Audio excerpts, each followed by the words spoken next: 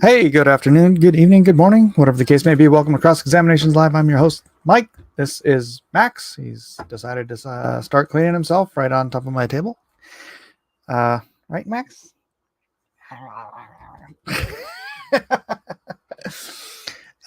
This is sort of a catching up on Cross Examinations episode. We're gonna be diving in.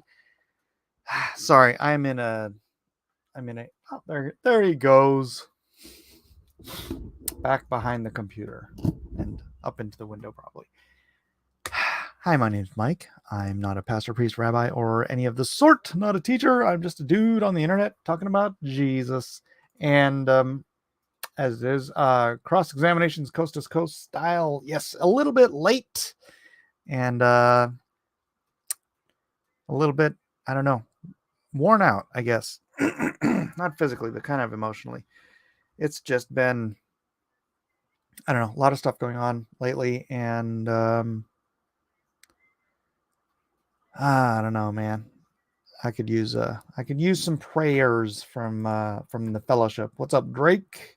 Drake's been going over to the Adora Bible on Webtoons. Let me pop it up on the screen here. What's up, Valborg? What is up? Welcome to the show. Oh, I didn't even do the everybody's on blacklist. You know what? Right now, I don't even care. That's how much I don't care right now. I'm just so far. The Adora Bible is on Webtoons. I just uploaded episode 11, Fish and House Guests, right before the stream started. Yeah, it's bless you, Mike. Of course, will work. Thank you. It's just a lot of stuff, and it's not even one category. It's just different family things, different other things. And yeah, this is Mary at Elizabeth's house, and then she's there for 3 months, and then gets the boot from Zacharias. So get out. It's time. It's time. Max spotting again. Max sits over here and just knocks stuff off of my desk all day long. It's really kind of annoying. I feel better. I mean, I feel it's not health. It's just some overwhelming stuff. You know, it's just stuff. So let's get into the Bible. I do feel more plucky, maybe that's the word, when I start getting into, the word and talking about this stuff. And you know what I wanted to do is I wanted to go and find a bunch of like fossils of like giant creatures, like, giant grasshoppers and giant. Jeez, Max, come on, make up your mind tonight. You're driving me nuts. Giant cats, giant sloths, all this giant stuff that is in the fossil record, and do a show on, like there were giants in the day. But Max is just bugging me tonight. But oh my gosh, so much is going on. I just don't have the time. I didn't have the time to get around to it. So I didn't get around to it. Kiko Man, what's up, dude? John Wick, hello. Amy and Melissa, I assume Melissa's here. Oh yeah, there she is. We'll pray for a restoration of peace and hope. Hope I have. It's and I don't want to get into it. Some stuff's happening with my wife's family. Some stuff's happening with one of my kids. That's just teenager stuff. Some other stuff is happening on just other fronts, and it's all just kind of happening at the same time. And usually I like to just sit down and do my work. I'm a workaholic, so it's like when I have something like on the schedule and I have to do it, it's like that's my zone. That's where I like to just get in there and just put my head down, listen to some, whatever I'm listening to while I'm working, and just that's been my zone my like whole life, right? That's my drawing is like my thing, and like I feel like I haven't even been managing to get that done lately because I don't have, you know what it is. Gosh, this is like the opposite of what you're supposed to do on YouTube. I remember way back when I started this channel, I went and I saw this PewDiePie. I looked up, PewDiePie is like the best YouTuber or the most successful YouTuber ever. So one of the things he says is like, if you're in a bad mood or you're depressed or something because your channel, this has nothing to do with my channel, honestly. It's just my life. But he was saying because maybe your channel is like losing viewers or something. He's like, that's just all part of it, right? It's all part of YouTube. YouTube, you go up, you go down. It's like a stock market. Your stock goes up, your stock goes down, but you will catch a spiral of death if your views are going down and then you start streaming like sad or complaining that your views are going down. My views are actually going up on the new channel. So that's none of this. I hope this video doesn't change that.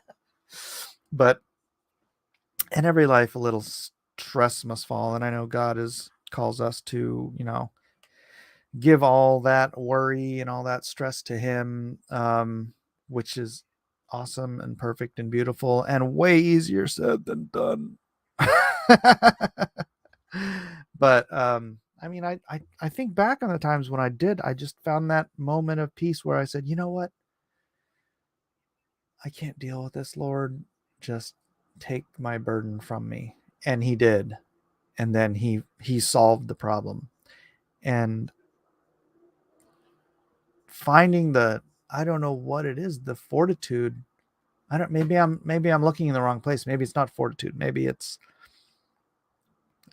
just faith. Maybe it's just looking back on all the times that God just worked things out and saying that whatever your problems are, God's bigger than those problems. And so you should not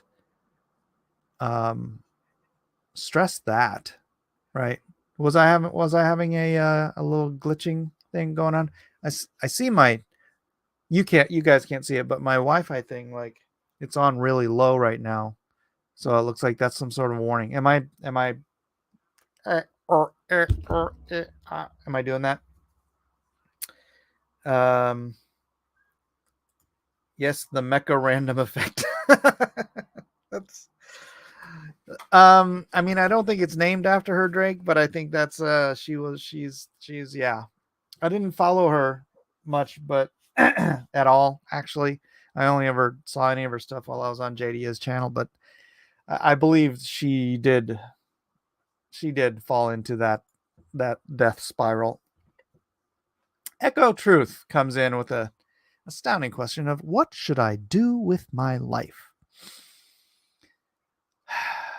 Well, seek God and his will for you, and then try to spend each day moving towards that goal, whatever that goal is. I'm like talking to myself now. And yeah, maybe that's the case with me, is like I need to hold on to the vision that I believed at one point I was so convicted of this vision that, guys know my vision. My vision is a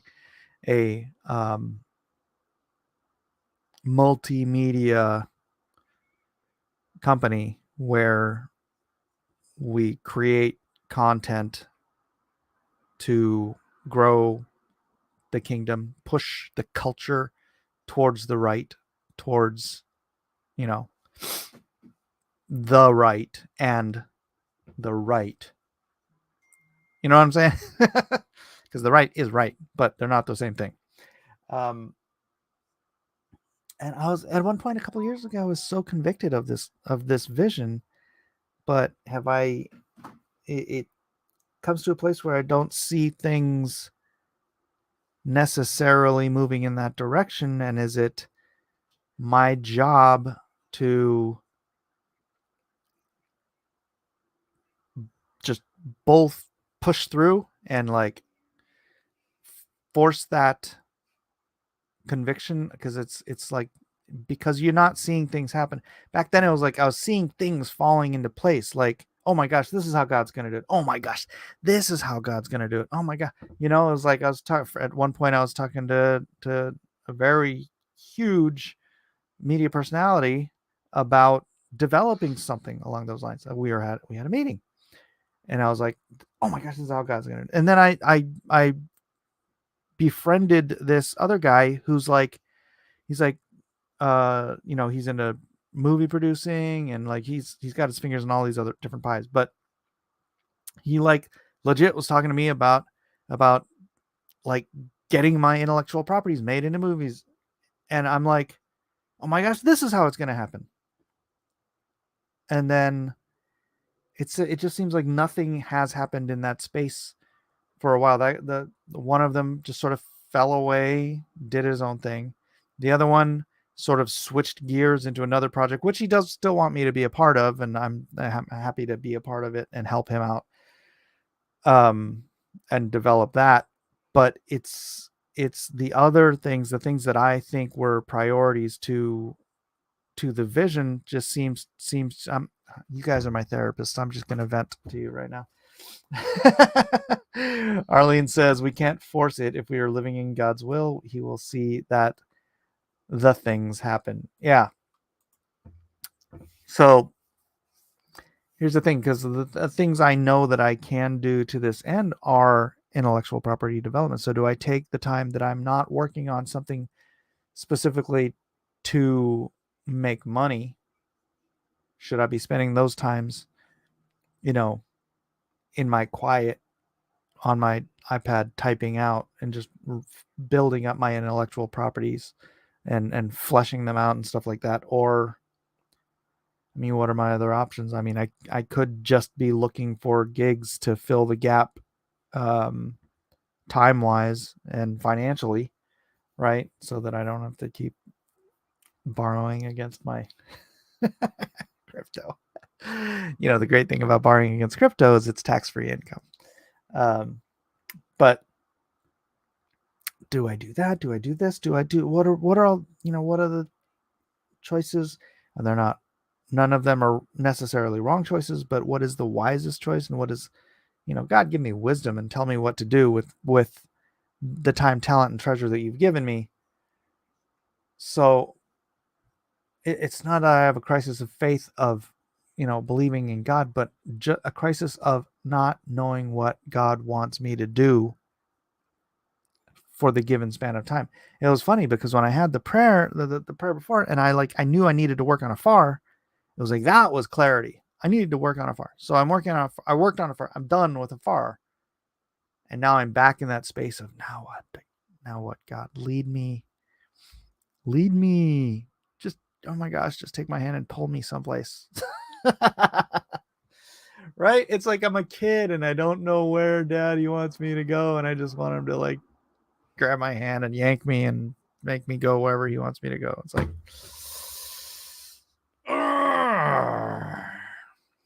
so what's my problem today? Uncertainty.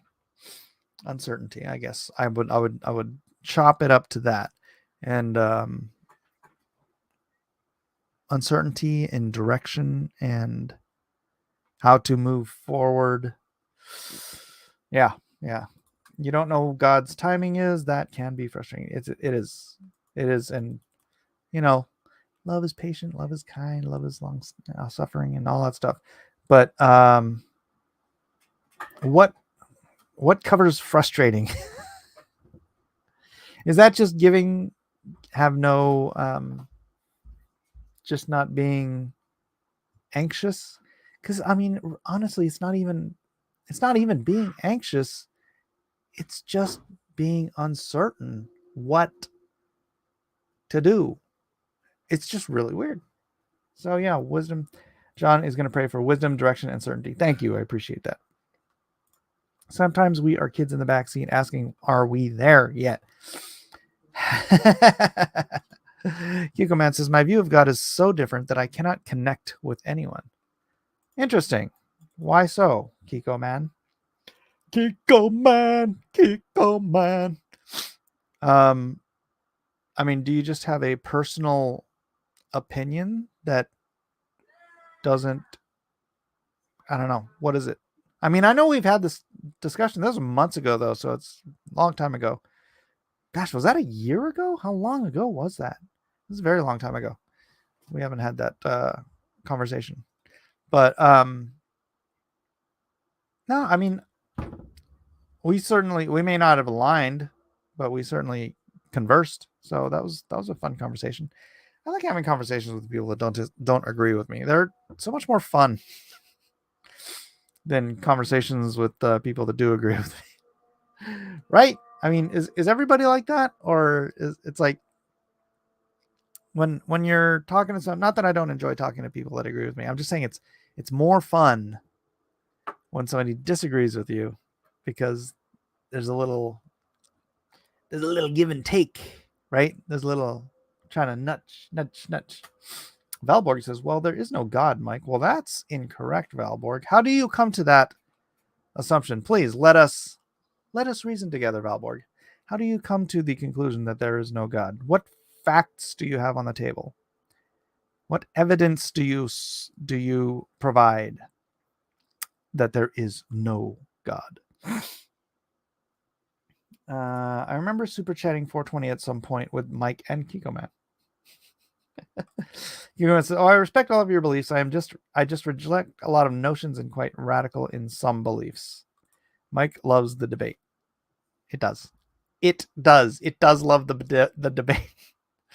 Oh, I think frustration is often fear. You're afraid you might miss God by not hearing something he said.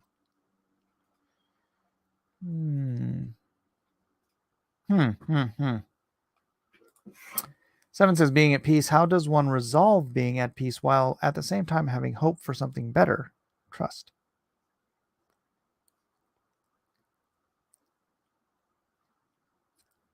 I mean, it's not the something better.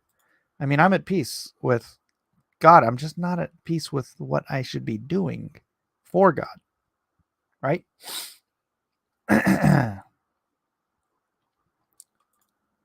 Valborg said no God, lowercase g. Valborg is correct. There's one true God, uppercase G. Bet. Kiko Man says, I just reject. Oh, I respect all of your beliefs. I just reject a lot of notions and quite radical in some beliefs. Oh. Well, you're a smart fella, Kiko Man. You'll figure out one day. I think that was on Royce's show. Is everybody watching on? Oh my gosh. Okay, so 9 people are watching on Unapologetic American. I did not put the link from Blacklist to Unapologetic American. If somebody else wants to put it in there, feel free. I just didn't get around to it. It's not. It is what it is today. Obviously, I have not. I don't have a set parameter discussion like I've been doing the past couple of weeks, which has really been helping in the algorithm and to get people watching. And when you put stuff like top 5, top 10 in a title, that's people really glom onto that. So I mean, one of those videos did like 700 views. One of them did like 500, something like that. A couple of them did over 500 actually. All right. Kiko Man says, one of my views, for example, all emotions come from the Satan. It is your ego whispering to you. Frustration, happiness, sadness, etc. What do you base that on? The default view is that there is no God. False. The default view is that when you look around the world and you see the beauty and the design and the laws that all the universe must abide, you must presume that there's an intelligence behind it. That's the default view. The made up view that all of this stuff happens by random meaningless chance is a fairly modern invention built upon bad science. God is a rationalization for detesting how reality is, for detesting law of identity, that A is A. Well, that law shouldn't exist in a random meaningless universe. Logic shouldn't exist in a random, meaningless universe. None of the stuff you use to come up with your rationalization for a universe that exists without God, none of that stuff would exist in a random, meaningless universe. Hell, nothing would exist in a random, meaningless universe because randomness and meaninglessness don't build, they don't create, they don't coalesce, they don't develop meaning, rules, rationality, intelligence, guiding forces. Randomness does none of that. And if randomness is your God, literally nothing should exist. If there was a big bang, an explosion, it of some sort caused by some unknown whatever, it should just all be a giant freaking mess. Nothing should coalesce into meaning and patterns and what we have today. None of that should happen if the universe was random. But it's not. The universe is rational and logical. Valborg, God is asked to make A not A, for A to be really B or C at any time by whim.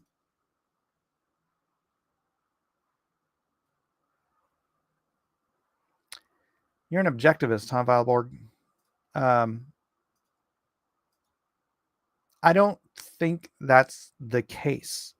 I believe that God can act or does act to suspend the laws of nature, such as the resurrection, right? Such as stopping the wind, such as walking on water, such as appearing out of nowhere. So he can suspend the laws that, frankly, he wrote, but he cannot, to my understanding, and in our human understanding, be illogical. So for A to be really B or C at any time. Well, A can be A and B and C, right? If it is in the nature of A to also be B and C. Objectivists are funny. I really admire your ability to speak so boldly with people who disagree with you. Thank you, Melissa. Appreciate that. 7 says, trust the plan. How did Jonah know he was on the right path? LOL. Jonah tried to run from the right path. I'm trying to find the right path. I wish God would just come down, tap me on the shoulder, and whisper in my ear and tell me to go, go tell Nineveh. It's like, dude, just give me some very, very clear directions and let me follow. I mean, maybe he did. See, that's the thing when you get far and further away from what you think is a conviction, but it's like you don't feel like I said, there's been nothing recently that has been showing me that conviction was the case. I don't know. Maybe I'm losing faith in my own vision. YouTube keeps going to a slideshow. Oh, I'm sorry. Atheism leads to nihilism. Can you prove otherwise? Says Kiko Man. Valborg comes back. Random meaningless chance doesn't happen. Every entity has identity. Every entity acts corresponding to its nature. And based on that, every interaction of entities follow that law. Everything you just said requires an intelligent designer.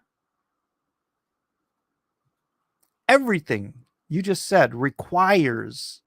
You cannot have identity without intelligence. You cannot have nature without an intelligent designer. And you cannot have laws without a lawgiver. All you say and do is evidence that we are created by a creator with intent. Because Literally, like everything. It's funny, you can't even give me an argument without making the point that everything you're talking about requires an intelligent designer of some sort. I mean, you may decide to call it, big giant head or flying spaghetti monster, but I call it God. Randomness and meaninglessness leads to nihilism. Nihilism means nothing matters. Nothing would matter if the universe were random and meaningless. Literally, that's what that means.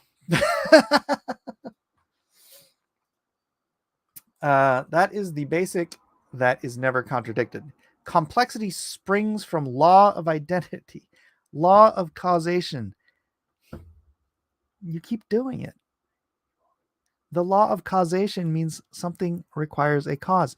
What caused the universe to start out as a singularity, or let's be realistic, to start out as nothing?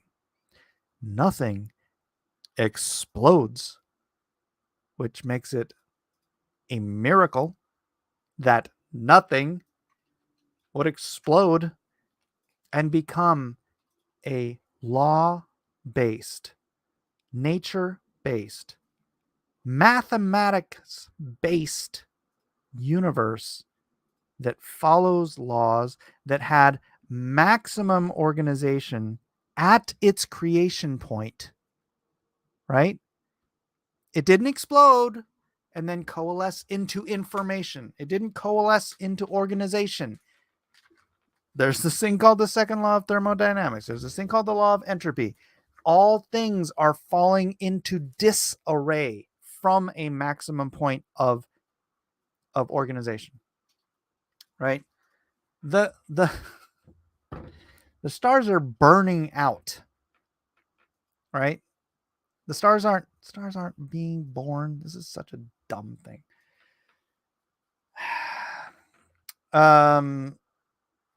Valborg says that is dishonest, Mike. The power God draws from is from the belief that it is beyond the laws of nature, unrestrained by the laws of logic. I don't think I've heard anyone say that God is beyond logic or unrestrained by logic. I mean, frankly, we wouldn't have logic without God. Is he beyond the laws of nature? Yes, because he created nature. He created the universe, and as such, must be beyond its... This cat is driving me nuts tonight. Must be beyond its limitations, right? He created time, space. I've said this in the previous episode. The cause of the universe must be greater than all of the universe. So again, you can call it whatever you want, but the cause has to be outside of the universe, if that even makes sense, because time and space are the constructs of our universe. The time-space continuum is a whole, and that which created the whole must be outside the whole, which means it's more powerful than the whole, because, well, based on the laws of physics within our universe, the cause of our universe must be equal to or greater than the universe itself. Kikoman says, God instilled the Holy Spirit within you, and you have the ability to know right from wrong. You have the tools in your disposal. I appreciate that. I don't know if you're talking about what I'm dealing with right now, but it's not a right and wrong issue. March Hare says, question, do you think that we've got too far from being in nature and that it's part of the reason we fail to see Creator's hand in everything?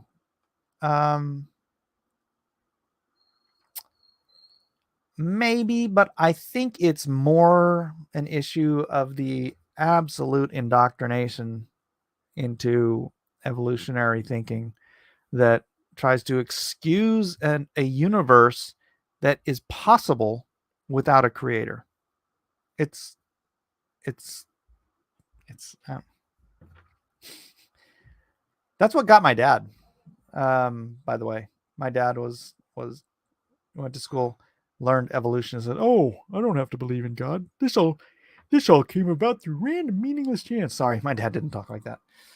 No, Mike. From simplicity to then complexity, the universe doesn't work like that.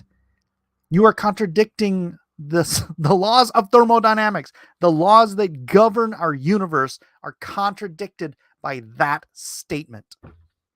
Simplicity does not move into complexity. It doesn't happen.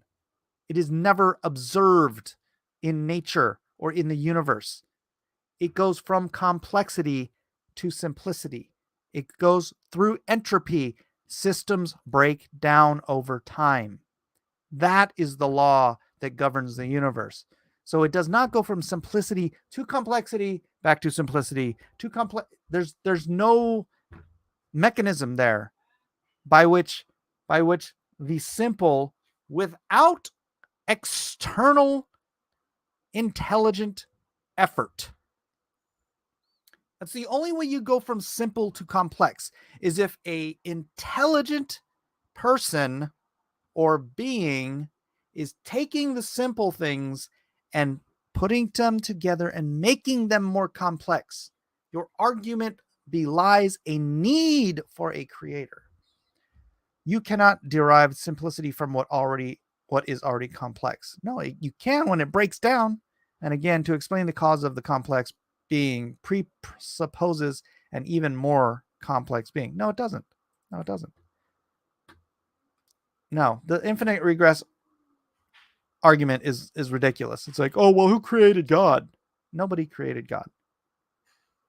God is outside of time and space. God is, he was, he will always be. There is no need for a creation of God. The creation of the universe itself requires a creator. There is no cause, Mike. Then there is no beginning. There is no beginning. There is no time before the universe. Time is in the universe. The universe is not in time. You're so wrong. The universe, time and space are united.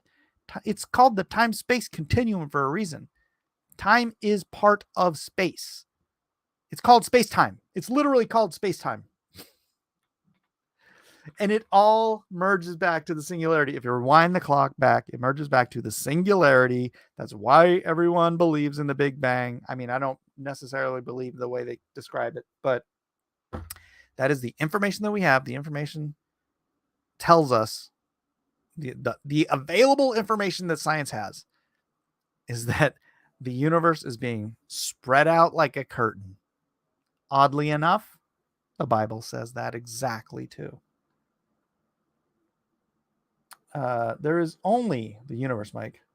Presupposition much? Order is a human concept. No, it's not. No, it's not. Order is not a human concept. It's an observation. Order is an observation. You can observe there is order in the universe. We don't conceive of it. It's not, we didn't make up order of what is conductive to you or appeals to your senses. The universe couldn't care. It just is. Well, the universe couldn't care, but the universe is ordered. It abides laws, right? It's not random. It's not meaningless. The problem with a lot of guys is that they're unwilling to look at the evidence of everything we know about the universe and the necessity that, something cannot be burdened by direction without that direction coming from a greater source. And they can't look at that, how the universe started as, call it the singularity. Yes, okay, just for giggles. All of the mass and energy and everything in the known universe, 13.8 billion light years across, was in a singularity the size of a pinhead, right? Sure, that was eternal. The pinhead was eternal.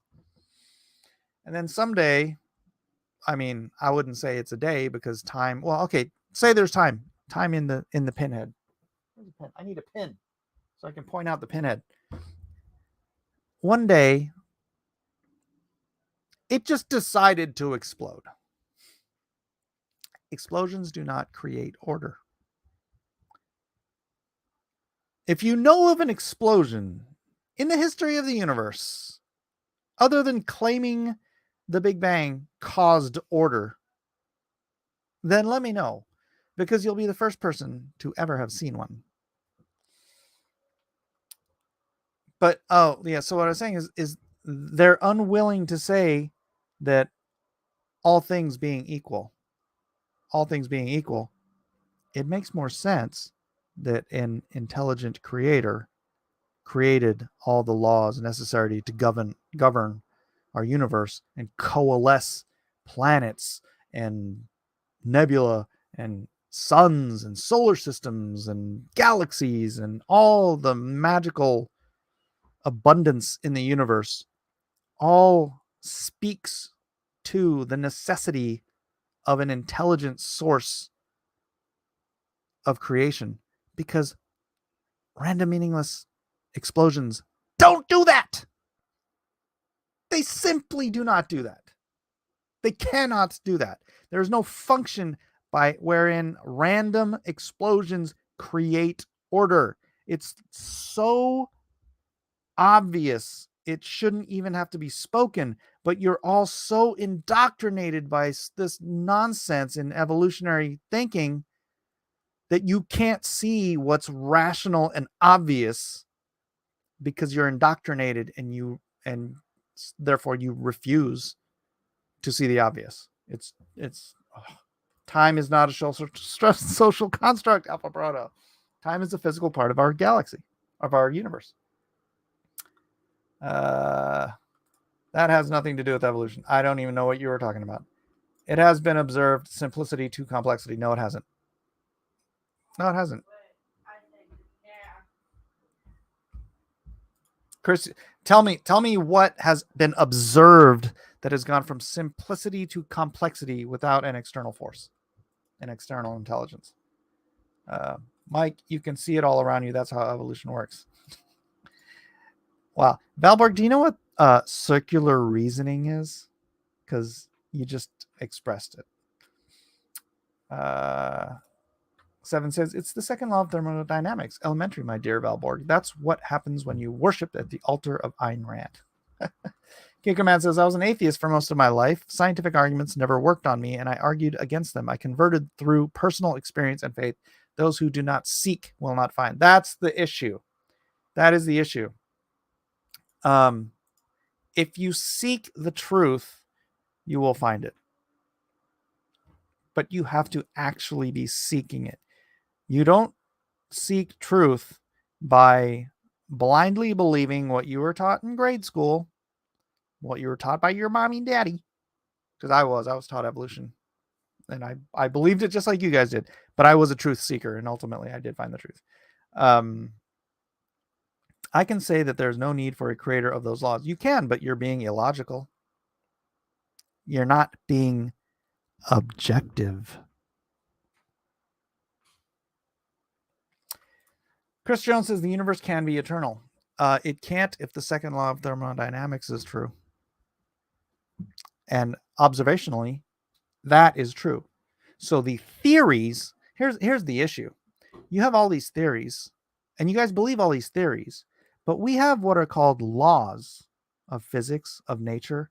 Laws are things that are so well, what's the word? Debated. I don't know. They're so patently obvious that they escape the definition of theory, because no one would doubt that these laws apply everywhere because it's a law, right? It's the law of thermodynamics. It's the law of entropy. It's not the theory of entropy. Things fall apart over time. Energy dissipates over time. Exactly. 7 says entropy prevents the universe from being eternal. Very basic physics. Exactly. You start with a complex being. I start with rudimentary laws. It's like I'm talking to a brick wall. Chris says the Big Bang is just the expansion, nothing about a beginning. It's the logical regression of time, Chris. The Big Bang expansion regresses back to a singularity. What is before the singularity is what is at question. And even if it's just a singularity, say the singularity has been there for eternity, right? The singularity was there for eternity, but 13.8 billion years ago, it decided to explode. It decided to explode. That would require the singularity was an intelligence. What made the singularity, if the singularity is eternal, what made that explode and become an ordered, law-abiding universe? Gosh dang it, you guys. You have to think deeper than your automatic rejection of God. You have to think deeper than what your freaking professor told you. It wasn't an explosion. Damn it, Chris.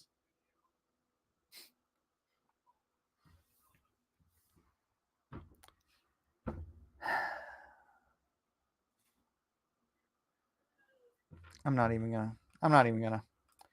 I'm using it first, but then it gets real tedious to watch. Wait, what are you talking about? Notice that arguing with God, lest the fools, is like playing basketball with and dunking on 6-year-olds. Mike deserves a better opponent. Chris says it doesn't follow that there must be a God because things work the way they do.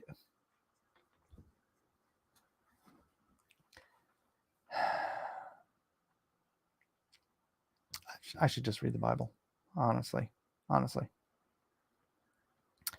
Evolution is a fact, and a Christian helped demonstrate this. Evolution is not a fact. Chris, it's not called the fact of evolution. You know why it's not called the fact of evolution? Because it's not a fact.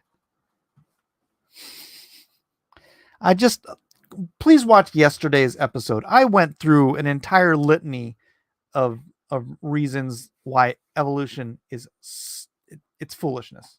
To believe in evolution is foolishness.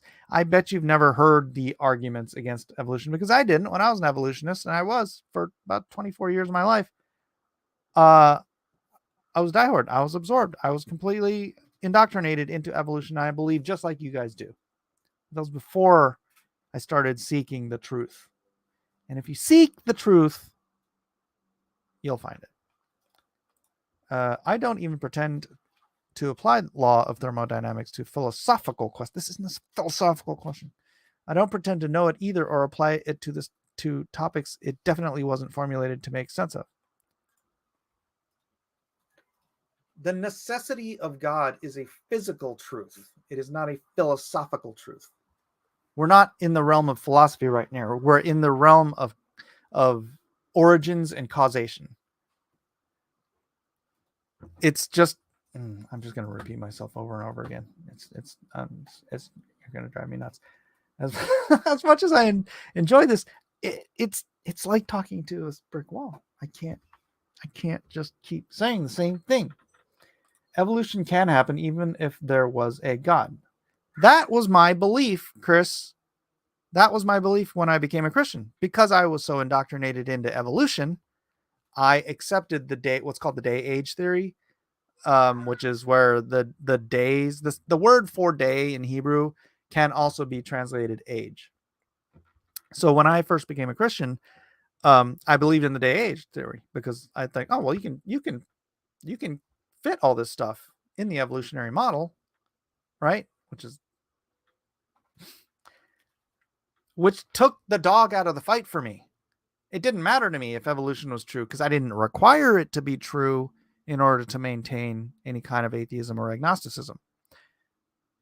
It could still be true and I could still believe the Bible. So I'm like here, both sides are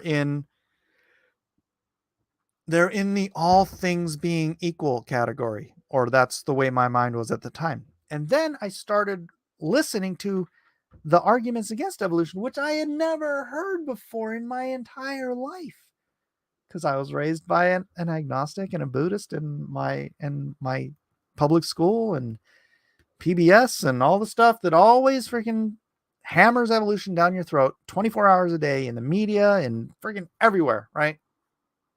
So I'd never heard all the arguments against evolution. So I didn't think there were any arguments against evolution.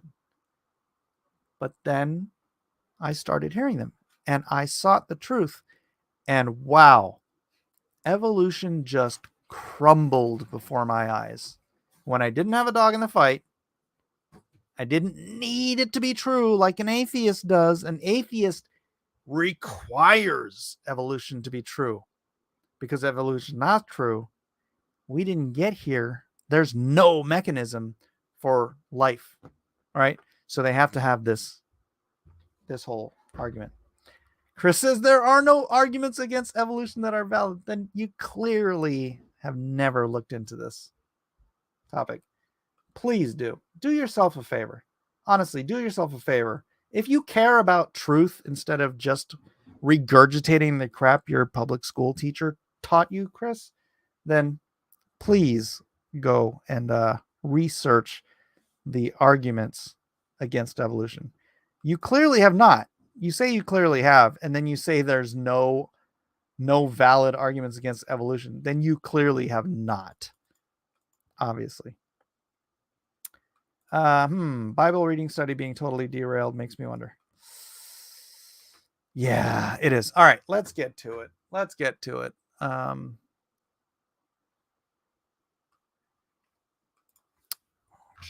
King James Bible Online. Sorry. I think we are in 2 Kings chapter 16. Is that correct? I am correct. All right, so that was yesterday, and then 17 would be today. Let's see how many verses are in this. All right, so there's 20 verses. All right. We'll just read through it. Bing. Present. Share screen. We're going to be reading the Bible now, guys. If you want to stick around and listen, all good. If not, then go do some study on the evidence against evolution. and take your dog out of the fight. Take your dog out of the fight. Look into Francis S. Collins. All right, I'll go look into that. You go read a book by A.E. Wilder Smith, PhD, called The Natural Sciences Know Nothing of Evolution. I explained it yesterday on my show. Please go watch that episode and come back to me and tell me how any of that makes sense. All right. Let me get a drink first. All right. In the 17th year of Pekah, the son of Ramaliah, Ahaz, the son of Jotham, king of Judah, began to reign. 20 years old was Ahaz when he began to reign, and reigned 16 years in Jerusalem, and did not that which was right in the sight of the Lord. This is Kings. Dadgummit. Samuel.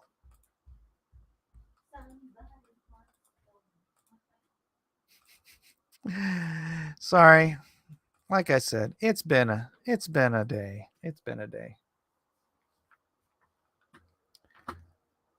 All right, 2 Samuel. Chapter 16. Aloha, Victor. And when David was a little past the top of the hill, behold, Ziba, the servant of Mephibosheth, met him with a couple of asses saddled upon them, 200 loaves of bread, and 100 bunches of raisins, and 100 of summer fruits, and a bottle of wine, just to top it off. And the king said unto Ziba, What meanest thou by these? And Ziba said, The asses be for the king's household to ride on. The bread and summer fruit are for the young men to eat, and the wine that such as be faint in the wilderness may drink. And the king said, And where is thy master's son? That's Mephibosheth. Remember, Ziba was appointed to take care of Mephibosheth for the rest of his life because he was lame on his feet. And Ziba said unto the king, Behold, he abideth at Jerusalem. For he said, Today shall the house of Israel restore me the kingdom of my father Saul. So Ziba's lying. Just so you guys know, Ziba's full of crap. Then said the king to Ziba, Behold, thine are all that pertained unto Mephibosheth. So David is giving Ziba, because he believes what he's saying about Mephibosheth, that he's a traitor, or that he's betrayed him. So he's giving everything to Ziba. And Ziba said, I humbly beseech thee that I may find grace in thy sight, O Lord, my king, my lord, O king. And when King David came to Bahurim, behold, hence came out a man of the family of the house of Saul, whose name was Shimei, like the ale, the son of Gera. He came forth and cursed still as he came. And he cast stones at David and at all the servants of the king David. And the people and all the mighty men were on his right hand and on his left. So this dude was surrounded, and he's throwing rocks at David. It's so funny. And thus said Shimei when he was cursed, Come out, thou bloody man, and thou man of Belial. The Lord hath returned upon thee all the blood of the house of Saul, in whose stead thou hast reigned. And the Lord hath delivered the kingdom into the hand of Absalom thy son. And behold, thou art taken in thy mischief. Thou art a bloody man. All right, a little truth mixed with a little lie here. So David did nothing to Saul or to Jonathan. David would not harm Saul or Jonathan because he knew they were the anointed. This dude is of the house of Saul. So he probably went from Mr. Hoity-toity, when you're of the house of the king, you're probably doing all right. You've got connections. You've probably got some money. The king's probably giving you some land. You're family, right? So he's of Saul's house. And then David came along and overthrew Saul, which means this dude's gravy train was over. He probably had to go back and start working the fields.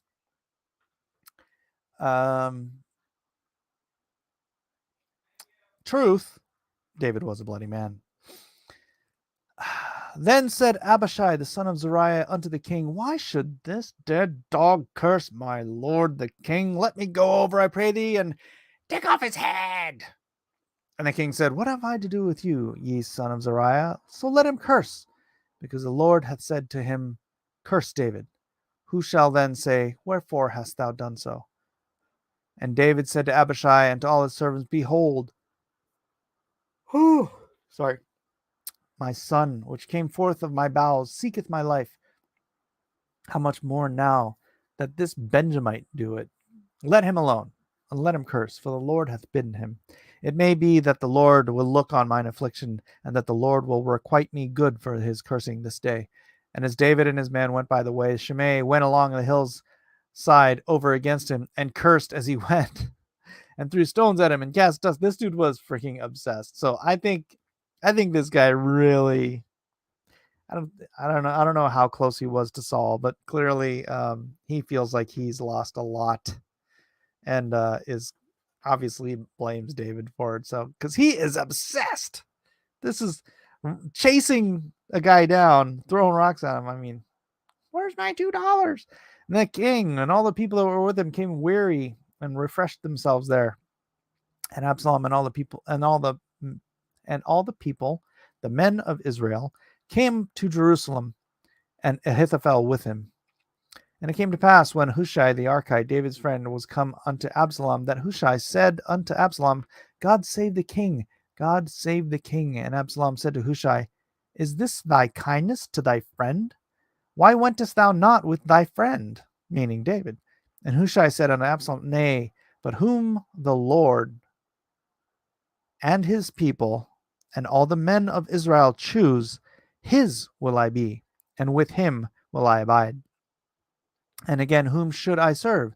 Should I not serve in the presence of his son? As I have served in thy father's presence, so will I be in thy presence.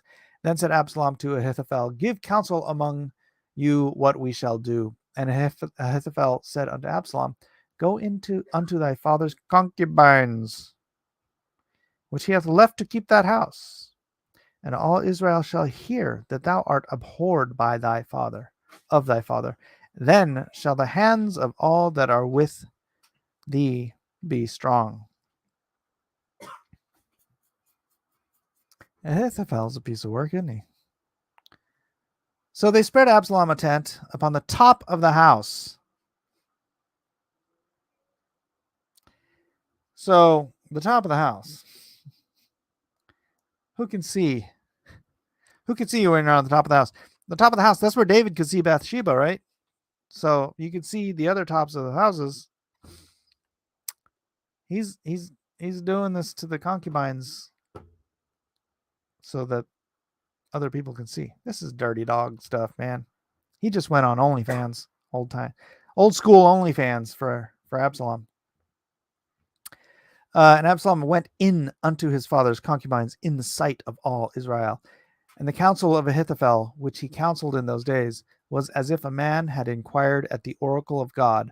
So was all the counsel of Ahithophel, both with David and with Absalom. Yeesh. Yeesh. All I can say to that. There it is. Next chapter. Whew, there's going to be a lot of reading. All right. It's $40 now. Drake, what are you talking about? Drake. What's $40 now? I don't know what you mean. Oh, man, this is 30 verses. Oh, shoot. Previous chapter. All right. I'm going to try to read through this quickly. Sorry, you can tell my voice is already, it's already almost an hour, so my voice is like, wow.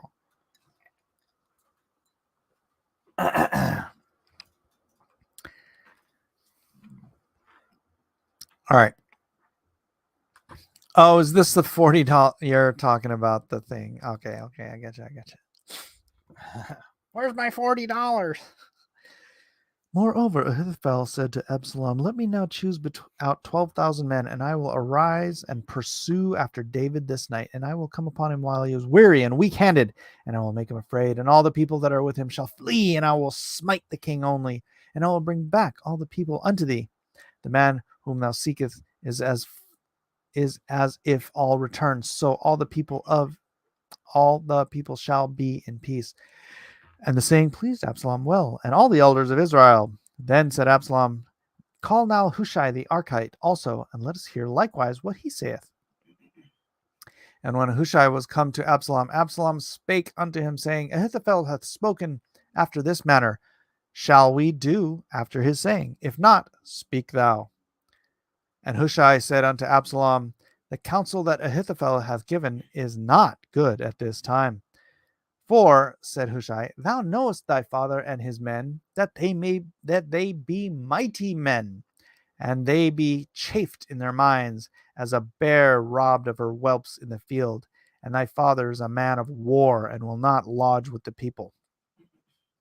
Behold, he is hid now in some pit or some other place, and it will come to pass, when some of them be overthrown at the first, that whosoever heareth it will say, There is a slaughter among the people that follow Absalom. And he also that is valiant, whose heart is as the heart of a lion, shall utterly melt, for all Israel knoweth that thy father is a mighty man, and they which be with him are valiant men. Therefore I counsel that all Israel be generally gathered unto thee, from Dan even to Beersheba, as the sand that is by the sea for multitude, and that thou go into battle in thine own person. So shall we come upon him in some place where he shall be found, and we will light upon him as the dew falleth on the ground. And of, sorry about all these noises. And of him and all the men that are with him, there shall not be left so much as one. Moreover, if he be gotten into a city, then shall all Israel bring ropes to that city, and we shall draw it into the river until there be not one small stone found there. And Absalom and all the men of Israel said, the counsel of Hushai the Archite is better than the counsel of Ahithophel. For the Lord had appointed to defeat the good counsel of Ahithophel, to the intent that the Lord might bring evil upon Absalom. And said Hushai unto Zadok and to Abiathar the priests, thus and thus did Ahithophel counsel Absalom and the elders of Israel, and thus have I counseled. Now therefore send quickly and tell David, saying, lodge not this night in the plains of the wilderness, but speedily pass over, lest the king be swallowed up, and all the people that are with him.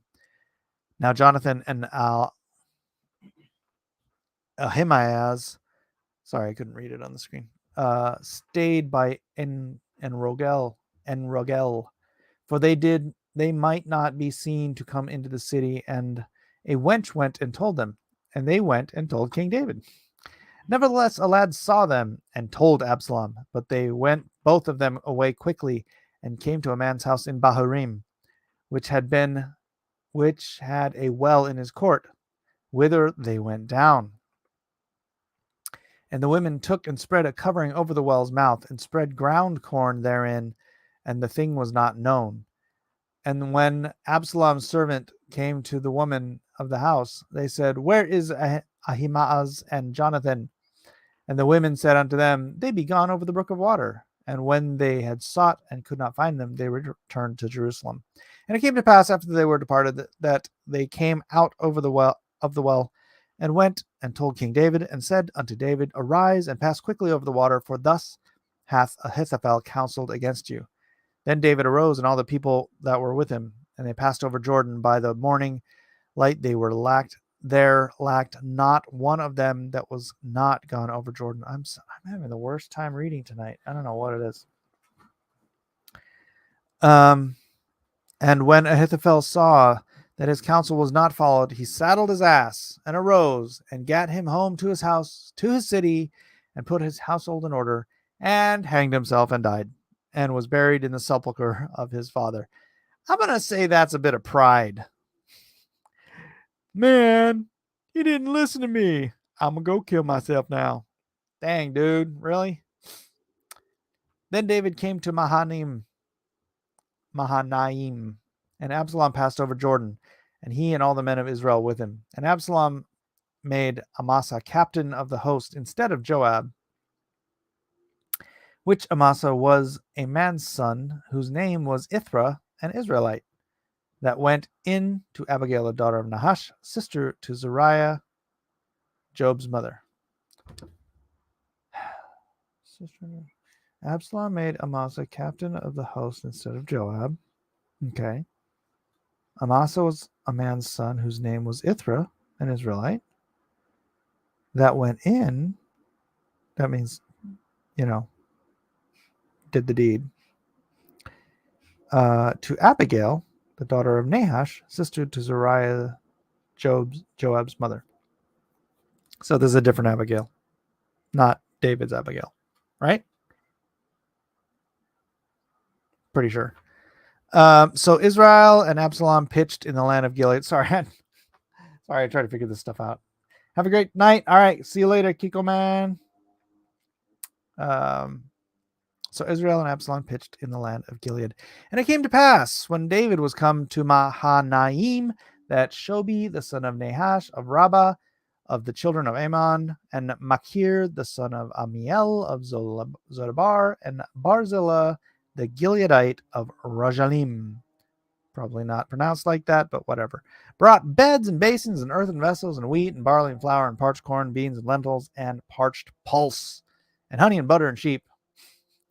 and cheese of kine, that means cow cheese, for David and for the people that were with him to eat. For they said, the people is hungry and weary and thirsty in the wilderness.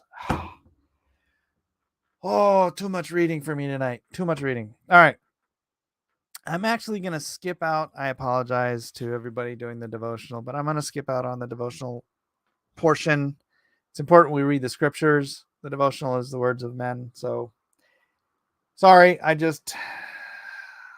I'm all read out, and that'd just be 2 more pages of reading.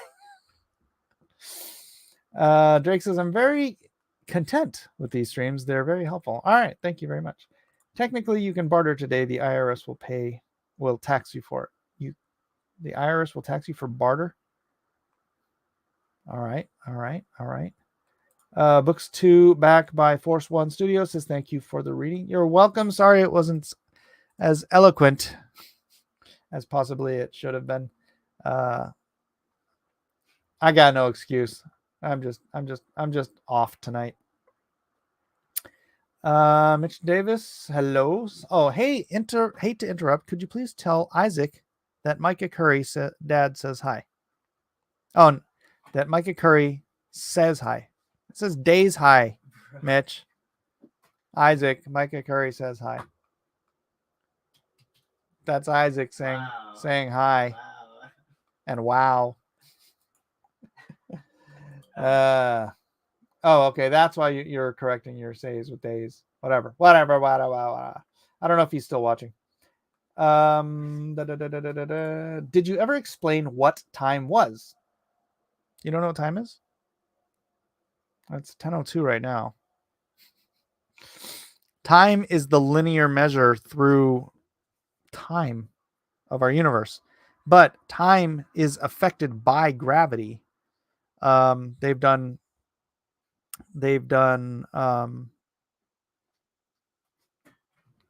tests where they took 2 atomic clocks, which atomic clocks have perfect time, right? They put one on an airplane going east around the world, and they put one on an airplane that went west around the world. And when they met back up, the times no longer matched. The gravity and the rotation of the Earth affected time as they traveled around the world. And there's something about gravity affecting time around black holes, and there's a whole bunch of stuff that I'm not intimately familiar with, but time is it's the 4th dimension that we live in that is observable. We live in, I can't remember if it's 10 or 11 dimensions. 4 are knowable, and then 6 or 7 are only inferable through mathematics and like string theory and stuff. But it's not an illusion. Time is relative, right? You can experience time faster and slower, interestingly enough, at least subjectively, by what, people say, like, oh, my time flies. It seems like time blew by me. Well, that's a subjective perception of time. But time does actually have an objective physical quality that is measurable and alterable with gravity, rotation, stuff like that. Time is just a measure of the rate of movement through space. Now I really don't know what time is. We go through time linearly, right? We start in the past, we end in the future, and we go unidirectionally. So we have a linear passage through time. To us, time is a line. We start here, and then we move through it, and we see here. God created time, so God can look at this whole thing at once, and he knows what happens here, and he knows what happens here.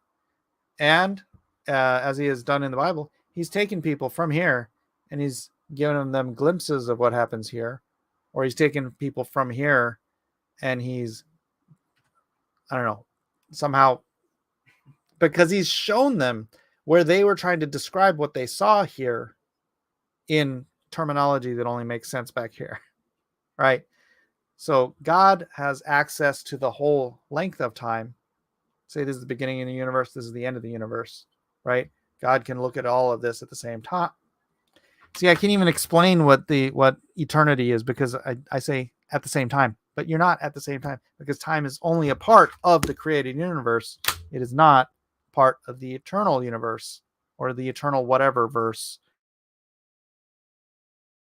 God lives in the eterniverse. I've heard from Chuck Missile that the speed of light isn't a constant. That's right. So the speed of light is slowing down if you believe the measurements. If you believe the measurements that people have taken over the centuries. Now, generally, people will say, oh, no, they just measure better today than they did back then. But the constant measurement of light over the centuries, it doesn't go up and down. It goes down. It's always slowing down. So, okay, maybe the measurements weren't as accurate back then, and maybe it's a coincidence that the measurements all show light slowing. Maybe. But that would certainly fit with the second law of thermodynamics, right? It would fit with a universe that is winding down if light itself was winding down. There's also a theory that people have posited. Chuck Missler also has posited this theory, and that I tend to think it makes a lot of sense that as time is a part of the constructed physical universe, time at the point of the singularity remains zero, and then time at the edge of the universe is whatever, 13.8 billion years, whatever it is. I don't even trust that anymore because the better the telescopes get, the more stuff we see further out in the universe. It's like it just keeps expanding. And so from the 0 point to the 13 billion year point, every ring as you move out from the 0 point, there are different time spans. And it also explains why light could be visible from Earth in the 6 to 10,000 year time span, whereas as the stars and everything are escaping away from it, they leave the light behind as they go further and further and faster, right? So that's a theory. I don't remember the math on it, but it's one that explains how if stars are 13 billion light years away, how do we see the light from them if the universe, or if the Earth, not the universe, the Earth, if the Earth is only 6,000 years old. So it's interesting. This is what we need to talk about rather than dunking on Little League atheists. Well, I think we're done for the night anyways. Thanks everybody for being here. Do like, subscribe, share if you have not already. Smash that like button. And leave a comment afterwards, and maybe we can get a discussion going on. And yeah, I was thinking time was the measurable observation of decay. That's why I was saying it was a construct. Interesting. I explained to someone one time that science doesn't explain away God. It just trying to explain to me how God did it. That's why all of the early scientists through the Renaissance and whatnot, they were all Christians. They were trying to figure out how God makes all this stuff work. All right, that's it, guys. We're out of here, and let's do it with the outro. Thank you for being here. We'll see you on the next exciting episode of Cross Examinations. Back in line, you dog!